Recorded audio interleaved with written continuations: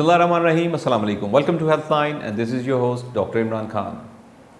नाज़रीन, अक्टूबर के महीने को पाकिस्तान समेत पूरी दुनिया में ब्रेस्ट कैंसर से आगाही के महीने के तौर पे जो है वो मनाया जा रहा है और इस महीने में मुख्तलिफ़ किस्म के सेमिनार्स और प्रोग्राम्स जो हैं वो पब्लिक अवेयरनेस के लिए अरेंज किए जाते हैं। नाज़रीन, अगर ब्रेस्ट कैंसर के हवाले से बात करें तो पाकिस्तान में स्टैटिस्टिक्स के मुताबिक तकरीबन रोज़ाना की बुनियाद पे 250 के करीब केसेस जो हैं वो नए आ रहे हैं और तकरीबन 110 के करीब मरीज़ जो हैं वो रोज़ाना की बुनियाद पे अपनी ज़िंदगी की बाजी हार रहे हैं। नाज़रीन, आज हेल्थ लाइन में हम ब्रेस्ट कैंसर पे बात करेंगे और हमारे साथ मौजूद हैं मशहूर जो सर्जन हैं हमारी डॉक्टर सरवर साकिब साहिबा। Ma'am, thank you very much for being with us. और ब्रेस्ट कैंसर के हवाले से हम आपसे बात करेंगे आज। सबसे पहले तो बताइएगा कि जो अक्टूबर का महीना मनाया जाता है इसकी बैकग्राउंड क्या है और इसमें हमारे जो मनाने के जो मकसद है और क्या क्या उसमें प्रोग्राम्स जो हैं तरतीब दिए जाते हैं और कौन कौन से इनिशिएटिव्स जो हैं वो डिपार्टमेंट्स की तरफ से लिए जाते हैं। अक्टूबर के मंथ को सेलिब्रेट करते हैं for the awareness of breast carcinoma, ताकि तमाम लोगों में अवेयरनेस हो। सबसे इम्पॉर्टेंट जो पर्पज़ है हमारा ब्रेस्ट कैंसर अवेयरनेस कैंपेन का, that is the early detection of the disease. क्योंकि हमारे पास यही एक वेपन है जिससे हम डिज़ीज़ को अर्ली डिटेक्ट करके और पेशेंट की लाइफ को सेव कर सकते हैं। तो इसकी हिस्ट्री बैक 1992 से स्टार्ट होती है। There was a patient in the USA who developed the CA breast, and then she realized that कि जो हेल्थ का बजट है उसमें से बहुत मिनिमल अमाउंट जो है वो कैंसर के पेशेंट्स के लिए एलोकेट की जाती है। तो उसने इनिशियली पीच कलर का रिबन को as a sign of breast cancer introduce कराया और उसने कहा कि इसको सब लोगों में इसको डिस्ट्रीब्यूट किया जाए ताकि जो हमारे US की गवर्नमेंट है उसको पता चले कि हमें कैंसर के पेशेंट्स को ज़्यादा बजट की ज़रूरत है और ज़्यादा अवेयरनेस की ज़रूरत है। तो फिर उसको बाद में पीच से ये पिंक में चेंज हुआ because pink is a colour of feminine group. So इसको हम पिंक रिबन के तौर पे मनाते हैं और जो भी पिंक रिबन पहनेगा in the month of October वो ये शो करता है कि I support the breast cancer awareness programme. So इसमें डिफरेंट सेमिनार्स अरेंज किए जाते हैं, ब्रेस्ट कैंप्स लगाए जाते हैं ताकि हम पेशेंट को इसकी फ्री चेकअप की फैसिलिटी दें, पेशेंट को लेक्चर्स डिलीवर किए जाते हैं और डिफरेंट ब्रेस्ट कैंसर से रिलेटेड लिटरेचर हम पेशेंट्स में डिस्ट्रीब्यूट करते हैं और जहाँ जहाँ तक पॉसिबल होता है हम लोगों में अवेयरनेस। बेसिकली मकसद सिर्फ ये है कि लोगों में अवेयरनेस ये हो कि इसकी प्रेजेंटेशन किस तरह से होती है ताकि फिर इसकी अर्ली डिटेक्शन हो सके, इसको डायग्नोज जो है अर्ली स्टेज किया जाए। एक कॉमन जो पर्सन है उसके लिए आप क्या बताएंगी कि इसकी अलामात क्या होती हैं ब्रेस्ट कैंसर की अर्ली अलामात जिनमें के जो रिकवरी के चांसेस ज़्यादा होते हैं? क्योंकि हमने देखा गया कि मोस्टली जो केसेस जब डायग्नोज होते हैं वो इतने बिगड़ चुके होते हैं कि फिर वो पेशेंट के पास बहुत ज़्यादा अरसा नहीं होता। एक्चुअली पेशेंट्स लेट प्रेजेंट करते हैं, लेट जो डायग्नोसिस है उसकी मेन कॉज ही यही है कि हमारी सोसाइटी में सोशल स्टिग्मा है शायद कि वो डॉक्टर के पास इनिशियल स्टेज पे जाते नहीं हैं। तो इसकी जो सबसे अहम इलामत है वो है कि ब्रेस्ट में कोई भी गिल्टी का जाहिर होना। ठीक है, अगर ब्रेस्ट में कोई भी गिल्टी जाहिर होती है तो उसे आपने इग्नोर नहीं करना। ठीक है, तो आप उसे एज अर्ली एज पॉसिबल अपने डॉक्टर को कंसल्ट करें।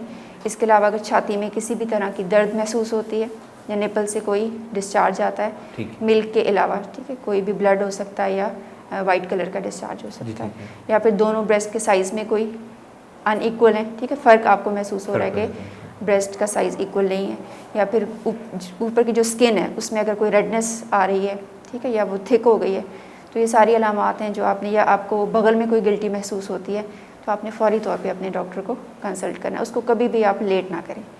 कभी ऐसा भी होता है कि जो ब्रेस्ट की में जो गिल्टी बनती है वो पेनफुल ना हो जी और वो इग्नोर हो जाए पेशेंट से कुछ, या फिर ऐसे है कि ब्रेस्ट कैंसर की सारी गिल्टियाँ जो हैं वो पेनफुल होती हैं, दर्द होता है उनसे? नहीं, हम कहते हैं कि pain is a blessing in disguise. ठीक है, और इसमें हमारे पास डिलेमा क्या है कि जो लंप है वो पेनलेस होता है, तो जब तक पेन नहीं होती पेशेंट को वो हमारे पास प्रेजेंट नहीं करता।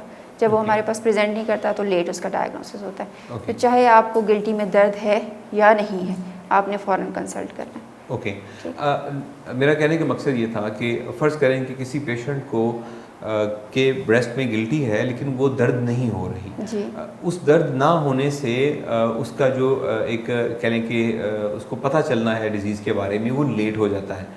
तो क्या कोई ऐसा प्रोसीजर है, कोई ऐसी एग्जामिनेशंस हैं जिनको अडॉप्ट करके पेशेंट जो है उसको पहले पता चल जाए, जी या बिल्कुल। कोई इसके लिए क्राइटेरिया होता है कि इस एज ग्रुप में आपने जो है वो अपना एग्जामिनेशन करवाना होता है या खुद करना चाहिए या कुछ इस तरह? इसलिए हम पेशेंट्स को एजुकेट करते हैं कि उन्हें हर मंथ में एक दफ़ा अपने पूरे ब्रेस्ट को एग्जामिन करना है। और ये किस एज ग्रुप से? 20 ईयर्स ऑफ एज पे 20 साल स्टार्ट के कर बाद देना। जो? हाँ जी, 20 साल के बाद ब्रेस्ट सेल्फ एग्जामिनेशन स्टार्ट कर देना है, और वो मंथ में सिर्फ एक दफ़ा करना है, रिपीटेडली भी नहीं करना। ओके अगर रिपीटेडली आप करेंगे तो जो माइनर चेंजेस आती हैं आप उनको इग्नोर कर देते हैं। ओके। ठीक है, 1 मंथ के इंटरवल पे आप करेंगे तो कोई भी चेंज उसमें आती है आप उसको डिटेक्ट कर लेंगे। तो आपके ख्याल में 1 महीने के बाद जो है वो अपना सेल्फ ब्रेस्ट एग्जामिनेशन Examination. ज़रूरी होता है That is 30 साल की उम्र के बाद। बहुत important। नाज़रीन, डॉक्टर सरवर साकिब साहब हमारे साथ हैं और ब्रेस्ट कैंसर के हवाले से बात कर रहे हैं, और we need to take a short break. उसके बाद हम ब्रेस्ट कैंसर पे बातचीत का सिलसिला जो है वो जारी रखेंगे। Welcome back to Health Line. We have doctor Sarwar Saqib with us और बात करें ब्रेस्ट कैंसर पे। डॉक्टर साहब, आपने बताया कि जो इनिशियल अलामात होती हैं वो गिल्टी का बन जाना या फिर चेंज हो जाना साइज़ का ब्रेस्ट के, या फिर उसमें से किसी तरह का कोई ऐसे डिस्चार्ज निकलना, तो इससे फिर नेक्स्ट क्या है, मतलब इसके बाद की प्रेजेंटेशंस क्या हैं और क्या कॉम्प्लिकेशंस हो सकती हैं इसके बाद? इसमें अगर पेशेंट, एक जो गुड न्यूज़ है वो ये है कि 80% जो ब्रेस्ट लम्प्स होते हैं वो कैंसर के नहीं होते। ओके। ठीक है, तो जब भी अगर आपको ब्रेस्ट लम्प फील हो तो उसमें पैनिक होने की ज़रूरत नहीं है। ट्रू। ठीक है, but if it is actually the carcinoma of breast तो फिर इसमें स्प्रेड के चांसेस होते हैं।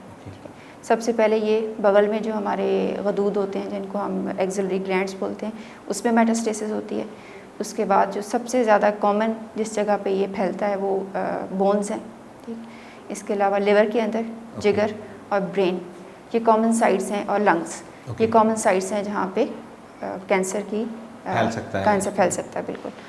तो इसलिए फिर हमें इन्वेस्टिगेट करना पड़ता है सबसे पहले हम। और दूसरी एक बात है कि 20 ईयर्स पे आपने ब्रेस्ट सेल्फ एग्जामिनेशन स्टार्ट करना है, और 40 ईयर्स की एज पे हम रिकमेंड करते हैं कि हर पेशेंट को मेमोग्राफी करानी चाहिए। ठीक है, एनुअली, हर साल में एक दफ़ा पेशेंट अपनी मेमोग्राफी कराएगा। अल्ट्रासाउंड है it is actually an x-ray of the breast. Okay. ठीक है, that detects even the minor lumps in the breast. So अगर पेशेंट हमारे पास आ जाता है गिल्टी के साथ तो सबसे पहले हम उसकी बायोप्सी लेंगे। अल्ट्रासाउंड या मेमोग्राफी करते हैं डिपेंडिंग अपॉन द एज। ठीक है, अगर 35 ईयर्स ऑफ एज से कम है पेशेंट तो फिर हम अल्ट्रासाउंड कराएंगे, अगर 35 से ज़्यादा होता है तो उसमें मेमोग्राफी कराई जाती है। उसके बाद हमने बायोप्सी लेनी है। अगर बायोप्सी के ऊपर बाकी कार्सिनोमा ऑफ ब्रेस्ट आ जाता है तो फिर हम इसको स्टेज करते हैं।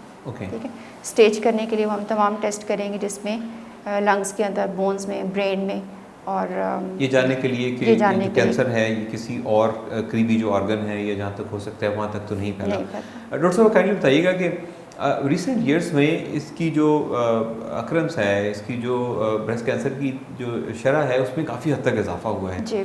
आपके ख्याल में कौन से ऐसे फैक्टर्स हैं जिनकी वजह से जो इसकी शरह में इजाफा हुआ है कि अब बहुत ज़्यादा जो लोग हैं, 250 पाकिस्तान में अगर डेली के केसेस हो रहे हैं तो ये बहुत बड़ा नंबर है, और 110 अगर डेथ्स हो रही हैं पाकिस्तान में डेली की बुनियाद के ऊपर, तो ये काफ़ी बड़े नंबर्स हैं। तो वजूहात क्या हैं इसकी? जी, एक बात शेयर करना चाहूँगी कि एशिया में पाकिस्तान नंबर 1 पे है। ओके। ठीक है, in the incidence of CA breast. तो इसमें जो मेजर फैक्टर्स हम देखते हैं उसमें कुछ इन्वायरमेंटल हैं और हमारी सेडेंट्री लाइफस्टाइल। वॉक शामिल नहीं है, तो हम अपने पेशेंट्स को रिकमेंड करते हैं कि डेली 30 मिनट्स के लिए वो वॉक ज़रूर करें। फ्रेश वेजिटेबल्स लें, फ्रेश फ्रूट्स लें, ऑयली फूड्स को अवॉइड करें, या कैंड फूड्स जितने भी कैंड, और योगर्ट का डेली इस्तेमाल करें। तो ये कुछ डाइटरी और इन्वायरमेंटल फैक्टर्स हैं। बाकी जेनेटिक फैक्टर आता है जिसके अंदर फैमिली हिस्ट्री अगर पेशेंट में है तो वो हाई रिस्क। अगर किसी की माँ को है तो वो फिर बेटी को होने के चांसेस ज़्यादा हैं। तो एक बड़ा कॉमन सा एक समझे कि सोशली एक कॉन्सेप्ट बना हुआ है कि ऐसी फीमेल जो अपने बच्चों को ब्रेस्ट फीडिंग नहीं करती उनमें भी ये रिस्क ज़्यादा होता है। इसमें कोई साइंटिफिक रियलिटी है? जी बिल्कुल, सर्टेन फैक्टर्स हैं जिनको हम रिस्क फैक्टर्स बोलते हैं फॉर सीए ब्रेस्ट, जिनमें एक फैक्टर जो मदर्स अपने बच्चों को फीड कराती हैं वो प्रोटेक्टिव है। वो उनके लिए प्रोटेक्टिव है। इस तरह मल्टीपल प्रेगनेंसीज अगर हैं तो वो भी प्रोटेक्टिव फैक्टर है। प्रोटेक्टिंग फैक्टर है। ठीक है, अगर पेशेंट की मेंसेस अर्ली एज पे स्टार्ट हो जाते हैं, before the age of 12 years, या लेट ख़त्म होते हैं, Okay. तो that is a risk factor. Okay, क्योंकि वो जो हार्मोनल एक्सपोजर हो जाता है पेशेंट का, वो बढ़ जाता है, वो बढ़ जाता वो है। बढ़ जाता है। तो अब एक और भी बड़ा इंटरेस्टिंग क्वेश्चन ये है कि क्या ब्रेस्ट कैंसर जो है ये मेल्स को भी हो सकता है या सिर्फ ये फीमेल की डिजीज़ है? जी बिल्कुल, ब्रेस्ट कैंसर मेल में भी है, लेकिन इसका इंसिडेंस बहुत कम है, लेस कम देन है। 1%। तो अगर मैं आपसे पूछूं कि आपकी कॉमन प्रैक्टिस में have you ever encounter a patient जो मेल हो और ब्रेस्ट कैंसर का पेशेंट हो? अभी तक मैंने 2 पेशेंट्स देखे। 2 पेशेंट जी, हैं जी, अभी 2 तक हैं पेशेंट। जो ब्रेस्ट कैंसर जो हैं, और जी। मेल्स में भी यही लाइफस्टाइल की जो चेंजेस आई हैं हमारे और जो डाइटरी हैबिट्स हैं यही है, या जेनेटिक्स भी इन्वॉल्व होती है? जेनेटिक्स भी इन्वॉल्व होती है। मेल्स में भी मेल्स जेनेटिक्स में भी involved जेनेटिक्स होती है? इन्वॉल्व होती है। 2 बहुत रेयर है, लेस देन 1% है, ओके, बट स्टिल, लेकिन मैनेजमेंट मॉड्यूल और उसका सारी हम सेम क्राइटेरिया सेम है, ओके। जो पेशेंट को आपने तो मैनेज ये करना फ्रॉम मदर टू जी। जो है वो होता है? हो जाता है। ओके नाज़रीन, we have doctor Sarwez Saqib साहिबा विद अस और बात कर रहे हैं ब्रेस्ट कैंसर पे। We need to take a short break और इसके बाद हम बातचीत का सिलसिला जो है वो जारी रखेंगे।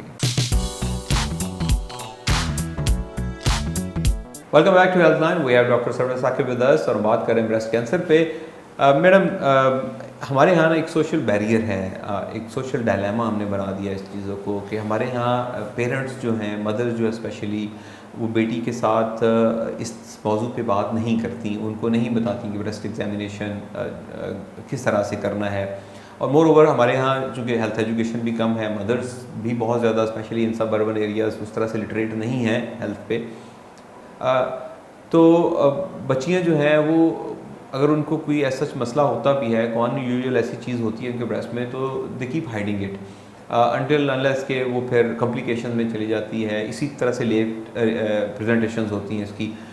एक तो ये, अब मैं चाहता हूँ कि आप being a female, being a doctor, being a specialist, आप उन माओं के लिए भी कोई मैसेज ज़रूर दें। उनके लिए आपका मैसेज क्या होगा? और सेकेंडली, ये जो अर्ली डिटेक्शन हो इसके नतीजे में फिर उसके बेनिफिट क्या होंगे? जो भी पेशेंट्स हमारे पास, लाइक हमने सीए ब्रेस्ट का पेशेंट डायग्नोज कर लिया, तो मैं उसको ये ज़रूर काउंसल करती हूँ कि आपकी फैमिली में जितनी भी फीमेल्स हैं, आपने उनको ब्रेस्ट सेल्फ एग्जामिनेशन का बताना है। ओके, ठीक है, लाइक उनकी सिस्टर है, डॉटर है या मदर है, कज़न्स हैं, सब एट रिस्क हैं। ठीक है, फर्स्ट डिग्री अगर रिलेटिव है तो उसमें ज़्यादा रिस्क है, सेकंड डिग्री रिलेटिव है तो रिलेटिवली कम है, बट सबको एजुकेट करना है कि वो अपना ब्रेस्ट सेल्फ एग्जामिनेशन मस्ट करें। ठीक, और अगर 40 इयर्स जो इसमें ये होता है कि अगर फैमिली के अंदर एक पॉजिटिव केस है, फॉर एग्जांपल एक पेशेंट डायग्नोज होती है 40 इयर्स ऑफ एज पे, तो हमने फैमिली की स्क्रीनिंग 10 इयर्स अर्लियर स्टार्ट कर देनी है। ओके, दैट इज़ इम्पॉर्टेंट कि हम फिर फीमेल जब 30 ईयर पे जाएगी तो हम उसकी स्क्रीनिंग स्टार्ट कर देंगे। ओके, अगर 50 ईयर पे डायग्नोज होती है पेशेंट, तो हम फैमिली की स्क्रीनिंग 40 पे स्टार्ट कर देंगे। ओके। तो दिस इज़ इम्पॉर्टेंट कि हम यही कर सकते हैं कि पेशेंट को एजुकेट करें कि अपनी फैमिली में सबको वो एजुकेट करें, आगे फर्दर एजुकेट करें। और अर्ली डिटेक्शन का सबसे बड़ा बेनिफिट ये है कि हम डिज़ीज़ को एक तो कंट्रोल कर सकते हैं, ओके, ऑब्वियसली पेशेंट का सर्वाइवल प्रोलॉन्ग हो जाता है, और दूसरा एडवांटेज ये है कि we can go for the breast conservative surgery, okay. जिसमें हम ब्रेस्ट को सेव कर सकते हैं। पहले से रिमूव कर देंगे अगर थोड़ा सा? जस्ट हम एक क्वाड्रेंट, ब्रेस्ट के 4 क्वाड्रेंट्स होते हैं। Okay. ठीक है, अगर अर्ली स्टेज पे हम डायग्नोज कर लेंगे तो we will just remove 1 quadrant of the breast. Okay, ठीक है, उसके बाद हम कीमो देते हैं, रेडियोथेरेपी देते हैं, वो हर पेशेंट के अकॉर्डिंगली हमने उसको डिसाइड करना होता है कि इसका प्रोटोकॉल क्या है, लेकिन उसमें हम ब्रेस्ट कंजर्वेटिव सर्जरी कर सकते हैं, ब्रेस्ट को Okay. सेव कर सकते हैं। ओके, क्योंकि अगर आप एक यंग, अच्छा इंसिडेंस जो है कार्सिनोमा ऑफ ब्रेस्ट का यंग पॉपुलेशन में बहुत ज़्यादा आ रहा है। पिछले दिनों मैंने एक पेशेंट ऑपरेट की, she was 28 years old and she was having the invasive carcinoma. So in patients में जब हम मेस्टेक्टमी करते हैं, जिसमें हम पूरी छाती को रिमूव कर देते हैं, तो उसके साइकोलॉजिकल इफेक्ट्स और ऑब्वियसली बहुत हमारी ज़्यादा सोसाइटी के अंदर पेशेंट के लिए बड़े प्रॉब्लम्स हैं। तो अर्ली डिटेक्ट हम कर लेंगे तो हम ब्रेस्ट को सेव कर सकते हैं, तो पेशेंट की लाइफ बहुत बेहतर हो जाती है उससे। ओके। तो इसमें सर्वाइवल के चांसेस कितने ज़्यादा हैं? इसकी ट्रीटमेंट कितनी इफेक्टिव है? इसकी ट्रीटमेंट बहुत इफेक्टिव है। अगर अर्ली स्टेज पे हम कर लें ओके, तो पेशेंट आपकी और मेरी तरह एक नॉर्मल लाइफ गुजार सकता है। गुजार इसके सकते हैं। बहुत अच्छा रिस्पांस है इसका। अगर हम सर्जरी कर लेते हैं, बाद में कीमो, रेडिएशन, पेशेंट अपनी सारी ट्रीटमेंट के स्टेप्स को कंप्लीट करता है। ठीक है, सिर्फ सर्जरी एक ऑप्शन नहीं है, बाद में कीमो देनी होती है, रेडियोथेरेपी देनी होती है और हार्मोनल थेरेपी, जिसमें हम ड्रग को देते हैं पेशेंट को। तो अगर पेशेंट अपने कोर्स को कंप्लीट करेगा तो इसके बहुत अच्छे रिजल्ट्स हैं। आपने अभी बताया कि अगर फ़र्ज़ करें कि किसी पेशेंट को किसी की फैमिली हिस्ट्री पॉजिटिव हो, किसी की मदर को हो, फिर आगे उनकी जो नेक्स्ट जनरेशन होती है उसकी आप स्क्रीनिंग पहले से करने शुरू कर जी देते हैं, उसके लिए जी एक डिफरेंट प्रोटोकॉल है। जी।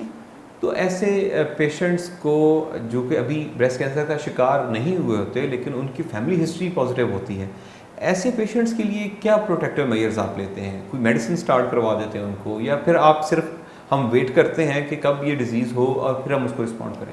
हम कोई ऐसा हमारे पास मेडिसिन नहीं है जिससे हम डिज़ीज़ को प्रिवेंट कर सकें। ओके। ठीक है, हमारे पास दो ही ऑप्शंस हैं कि हम डिज़ीज़ को अर्ली डिटेक्ट कर लें। ठीक है, उसके लिए हम okay. Breast self examination recommend करते हैं ओके। और कुछ डाइटरी चेंजेस, लाइक हम पेशेंट को एडवाइस करते हैं कि वो फ्रेश फ्रूट्स ले, फ्रेश वेजिटेबल्स ले, वाटर इनटेक ज़्यादा ले, ओके। डेली योगर्ट का यूज़ करे। ठीक है, प्रोसेस्ड फूड जितने भी हैं या ऑयली फूड्स हैं उनको अवॉइड करना है और डेली वॉक। ठीक है, ये कुछ थोड़े से प्रोटेक्टिव फैक्टर हैं। बाकी हम कोई ऐसी मेडिसिन जिससे हम डिज़ीज़ को प्रिवेंट कर सकें वो हमारे पास हम स्क्रीनिंग ही जो है वो बेहतर कर स्क्रीनिंग। देते हैं। डॉक्टर साहब, thank you very much for being with us. नाज़रीन, डॉक्टर सरवत साकिब साहबा की आपने बात सुनी, और बीइंग अ फीमेल मेरा ख्याल है कि she was in a better position to make you understand कि किस तरह से जो है वो ब्रेस्ट कैंसर से बचा जा सकता है, कौन कौन सी ऐसी एहतियाती तदाबीर हैं जो अपना के जो है वो अर्ली डिटेक्शन हो सकती है। तो इस बड़ा इम्पॉर्टेंट है, जिस तरह डॉक्टर साहब ने बताया कि 20 साल की उम्र के बाद ये ज़रूरी है कि हर फीमेल जो है वो मंथली, एक महीने में एक बार अपना ब्रेस्ट एग्जामिनेशन खुद ज़रूर करे। उसमें अगर कोई उसमें कोई ऐसा कोई गिल्टी बनी हुई है ब्रेस्ट में, या उसकी स्किन रेड है, या उसका साइज़ दोनों ब्रेस्ट का जो है वो चेंज है, बड़ा छोटा है, या कोई ऐसा डिस्चार्ज है जो कि निकल रहा है, तो उस सूरत में बहुत इम्पॉर्टेंट है कि वो इसको इग्नोर ना करे और अपने डॉक्टर के साथ जो है वो रब्ता करे, ताकि उसकी, इसका मतलब हरगिज़ ये नहीं है कि उसको खुदा न खास्ता ब्रेस्ट कैंसर है। इसका मतलब ये है कि ऐसी कंडीशन में हमें स्क्रीनिंग ब्रेस्ट कैंसर से करानी ज़रूरी होती है, ताकि कॉम्प्लिकेशंस से बचा जा सके, और अगर खुदा न खास्ता किसी को ब्रेस्ट कैंसर हो तो उसकी अर्ली डिटेक्शन हो जाए। और सेकेंडली, हमने पिछले प्रोग्राम्स में भी देखा, बहुत सारी ऐसी बीमारियाँ हैं जिनका ताल्लुक जो है वो हमारे लाइफस्टाइल के साथ है, क्योंकि हमारी ज़िंदगी का रहन सहन जो है वो बिल्कुल तब्दील हो चुका है, हमारी खुराक बदल चुकी है, और हमारा जो आप कह लें कि फ़ास्ट फूड्स और दूसरी जो खुराक है, हमारा जो एक ऑर्गेनिक से हट गए हैं, उसकी वजह से फिर हमारी जो स्लीप हैबिट्स हैं वो चेंज हो गई हैं। हमारी ईटरी हैबिट के साथ साथ उनका भी बड़ा अमल दखल है कि ये जो बीमारियां हैं इनको ज़्यादा मौका मिलता है कि वो हम पे अटैक करें और हमें जो है वो अपना शिकार करें। उम्मीद है कि हमारा आज का प्रोग्राम आपके लिए मुफीद होगा। Will see you next week with a new programme. Thank you very much. Allah हाफ़िज़।